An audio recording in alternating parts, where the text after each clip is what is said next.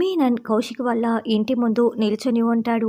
కౌశికి, నేను లోపలికి వస్తున్నాను కదా, నీ కోసమే వస్తున్నా అని మీనన్ అనుకుంటూ ఉంటాడు. రే, నేను లోపలికి వెళ్ళిన తర్వాత అప్పుడు ఇంటి మీదకి రాళ్ళు విసరడం మొదలు పెట్టన్రా అని రౌడీలకి చెప్తాడు. అలాగే బాయ్ అని రౌడీలు పెద్ద పెద్ద రాళ్ళు పట్టుకొని రెడీగా కౌశిక్ వాళ్ళ ఇంటి ముందు నిల్చొని ఉంటారు. మీనన్ కత్తి పట్టుకొని లోపలికి వెళ్తాడు. ఈ లోపల రౌడీలందరూ ఇంటి మీదికి పెద్ద పెద్ద రాళ్ళు విసురుతూ ఉంటారు.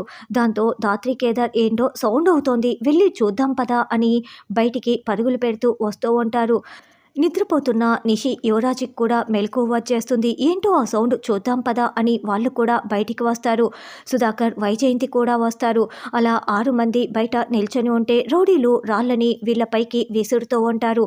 అందరికీ కూడా రాళ్ళు తగులుతూ, ఏయ్ ఎవర్రా మీరు, ఎందుకురా ఇలా విసిరి పడేస్తున్నారు అని కేకలు పెడుతూ ఉంటారు.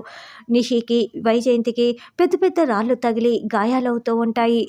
అమ్మో, పెద్ద రాయి తగిలింది అని వైజయంతి కేకలు పెడుతూ ఉంటుంది. ధాత్రి, కేదార్, యువరాజ్ వాళ్ళని తరమడానికి వెళ్తూ ఉంటారు. ఈ లోపల మీనన్ కౌశికి గదిలోకి వెళ్తారు.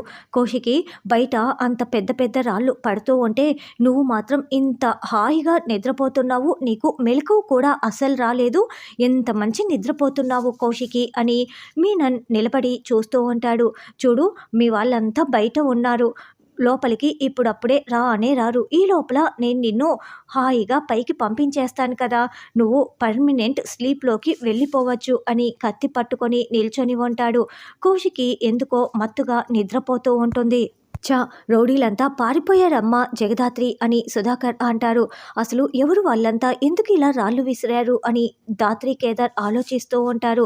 అన్నట్లు ఇంత పెద్ద సౌండ్ అవుతూ ఉంటే మనం అందరం బయటికి వచ్చాం కదా, మరి కౌశిక్ వదినేంటి బయటికి రాలేదు, లోపల ఏం చేస్తోంది అని నిషి అనడంతో, అవును కదా, అంటే కౌశిక్ వదిన బయటికి రాలేదంటే ఎవరో కౌశిక్ వదిన గదిలోకి వెళ్ళి రాకుండా అడ్డుకొని ఉంటారు, పదండి వెళ్ళి చూద్దాం అని ధాత్రి, కేదార్, నిషి వాళ్ళందరూ పరుగులు పెడుతూ వస్తూ ఉంటే ఈ లోపలే మీనన్ కత్తితో ఒక 4-5 పోట్లు పొడిచినట్లు మనకి చూపిస్తూ ఉంటారు. మరి ఆ కత్తిపోట్లు కౌశిక్కే తగిలాయా లేకుంటే పక్కకు తగిలాయా అన్నది రానున్న ఎపిసోడ్లో తెలుసుకుందాం.